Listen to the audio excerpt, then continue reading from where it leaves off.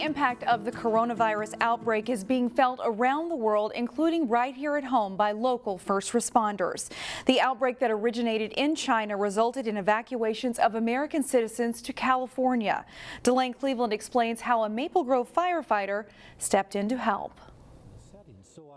It was kind of a natural fit for me in many ways. Greg Bodine spends most of his days either fighting fires with the Robbinsdale and Maple Grove fire departments or serving as the chaplain at North Memorial Health Hospital. Working at a trauma center, I have experience working with people in crisis, and I've been at North Memorial for 40+ years now. But whenever a major disaster or health crisis arises, Bodine is mobilized to another part of the country as part of the Minnesota 1 Disaster Medical Assistance Team. Earlier this month, he received orders to go to a Marine Air Base in San Diego to provide medical support to American citizens who evacuated from Wuhan, China amid the coronavirus outbreak. We set up essentially hospital clinic settings to care for people, so this was a natural mission for us. Setting up a clinic may have been a natural mission, but being a part of a mass quarantine response was a new experience for Bodine and the team.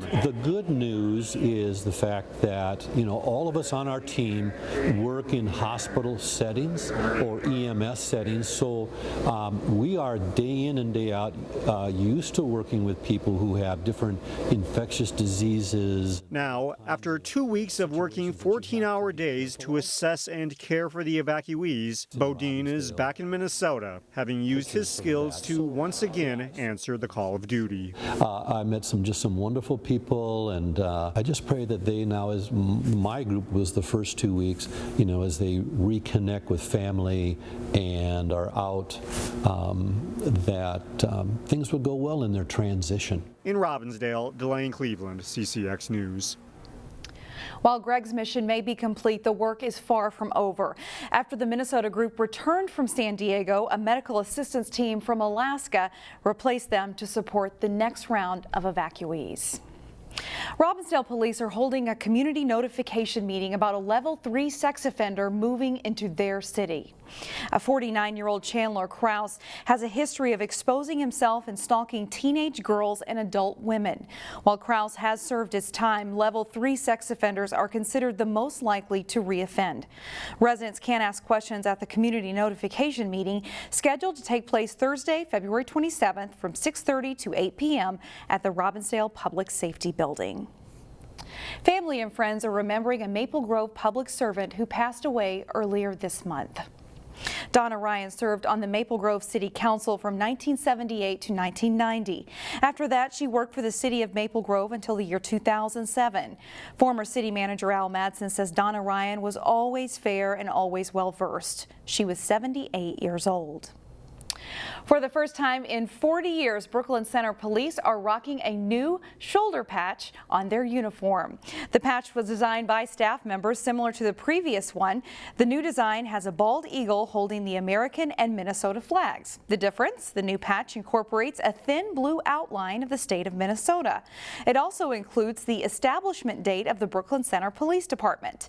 The city's old logo is also no longer there.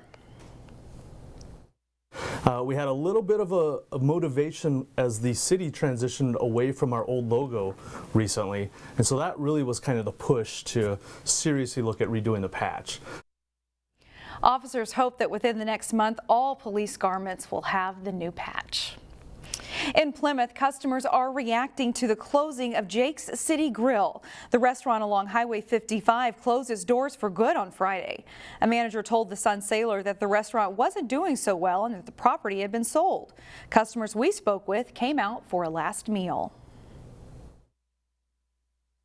Well, they've got just really great food at a good price, and the service is terrific, and it's just convenient here, a good convenient location. So we're very sad that they're going to be closing. Jake's City Grille has 3 other locations in Eagan, Maplewood, and Eden Prairie. It's uncertain what would replace the Plymouth location. Today's weekend showcase is the winter offering from Cross Community Players. Our own Neil Persley spells it out for us. At the 25th annual Putnam County Spelling Bee. Well, really, it's about a bunch of misfits. They even say in a line that we are a bit bizarre, and they are, but I think that it makes us look at those people different from what we are and learn to accept them and their quirks. The 25th annual Putnam County Spelling Bee by cross-community players is the story of 6 quirky adolescents competing in the bee, run by 3 equally quirky adults. Rick Wyman plays Vice Principal Douglas Panch. This is the second time that I've played Vice Principal Panch, and it's a character that's near and dear to my heart because he's quirky. He's got a deadpan snark delivery. Could it be pronounced omphaloskepsis? It can. It would be wrong.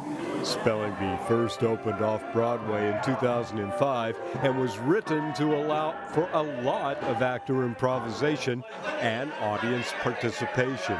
Each night it's different, and it's because of that improvisation and it's that audience participation, and each audience brings something new and different, and the characters bring something new and different every single night. Mr. Gordon is recovering from head lice.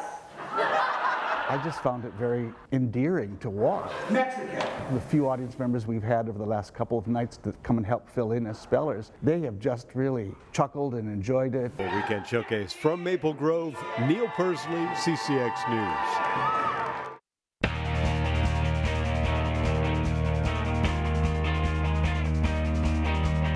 It's a long wait when you play the last game of the day at the State Girls Hockey Tournament.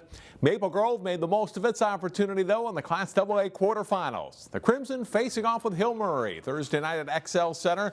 It's scoreless into the second period. Maple Grove's Michaela Macklett slides it to Tristana Tater, who scores, and it's a 1-0 Maple Grove lead.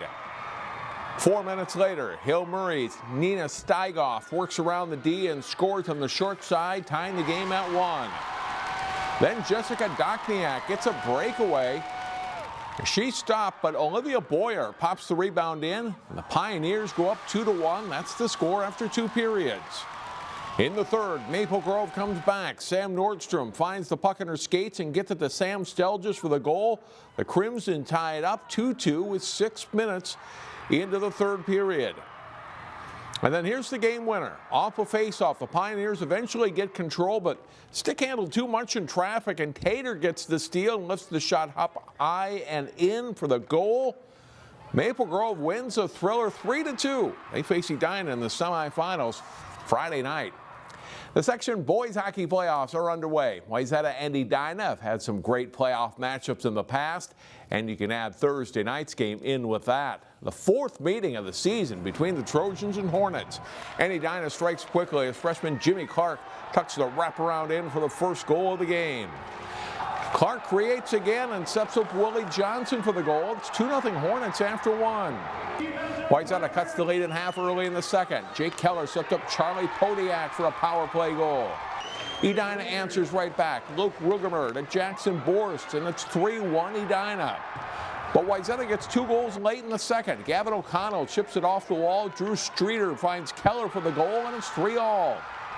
Third period, Wayzata's Jake Schneider turns and fires, and the shot finds its way home through traffic. Trojans take the lead. That lead vanishes quickly as Clark walks in and scores his second goal, knotting the game at 4. That's how it stays through the rest of regulation, and in overtime it's Clark again as he rips the game-winning goal. It's a hat trick for the Edina freshman. The Hornets win 5-4. They'll play top-seeded Blake in the semifinals on Saturday. The puck drop for the Section 5 AA boys tournament Thursday night as well. Maple Grove is hoping to make a run to state. The second-seeded Crimson face Spring Lake Park in the quarterfinals. The Spencer Dahlquist shot from the point hits traffic in the slot, and number 40 Sawyer Skansen is there to knock it in. Maple Grove starts the scoring 10 minutes into the first period. Late in the first, Ian Barber beats the defenseman wide and then sets up Ben Leafblad for the goal. And Maple Grove dominates the first period. They lead at 2-0 after 1. And the floodgates open in the second. Grant Zick fans on it, but Tyler Oakland is there to put the rebound in just 57 seconds into the period. Barber looks up ice and sends the long pass ahead Spring Josh Giuliani on a breakaway. He goes 5-hole to score. It's 4-0 Crimson, 2:15 into the second. Quick puck movement here for the Crimson, and Henry Nelson threads the shot through traffic for a goal to make it 5-0 Grove. And they go on to win at 9-0, advancing to Saturday's semifinals. In other quarterfinal round games involving local teams in Section 5AA, Osseo falls to Centennial 5-1, and its 4th seed Totino Grace beating number 5 seed Champlin Park 3-1. That sets up Saturday's semifinals at the Ice Forum in Champlin. Totino Grace faces top seed Blaine at 3 p.m. Then its 3rd seed Centennial beating 2nd seed Maple Grove at 7 o'clock. The section final is next Thursday at Aldrich Arena. And it's a busy weekend for high school sports in the area. In addition to hockey, watch for our Sports Jam show starting Monday afternoon for coverage of state gymnastics, the Section 5 3A wrestling individual semifinals, finals, and the Section 5AA boys swimming competition. That's it for sports. More news after this.